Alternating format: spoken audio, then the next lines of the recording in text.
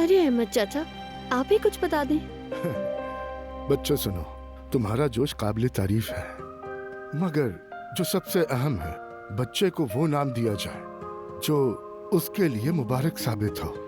बिल्कुल दुरुस्त कहा अहमद भाई, नाम को मामूली नहीं समझना चाहिए।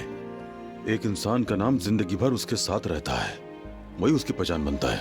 क्या खूबसूरत बात कही कुदरत साहब। इंसान को जो नाम दिया जाता है वो ना सिर्फ दुनिया में बल्कि आखिरत में भी पुकारा जाएगा, वही नाम हमेशा उसकी पहचान रहेगा।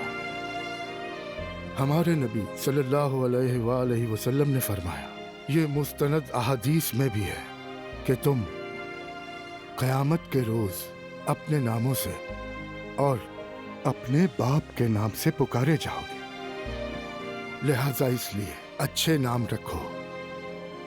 ये हदीस मुसलमानों को ये नसीहत करती है कि अपने बच्चों के नाम खूबसूरत और बामाने मुंतखब करो, और ये भी वाज़े करती है कि सिर्फ बच्चे का नाम ही नहीं, बाप का नाम भी अहमियत रखता है।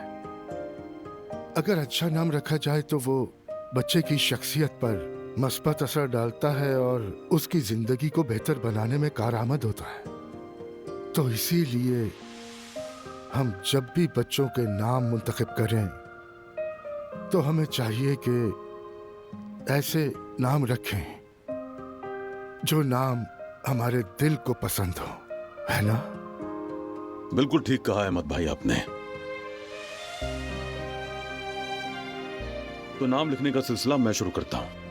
मेरे पोते का नाम मुबारक हो आप सबको, उसके नाम के साथ खुशियां भी बढ़ें। आमीन आमीन। आमीन।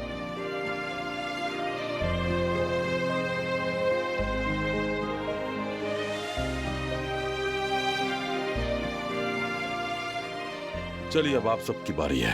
अहमद साहब चलिए, आपकी बारी है। लिख लिया है तो डाल दे। जी आजाद साहिबा, मैंने लिख लिया। अल्लाह मुबारक करे।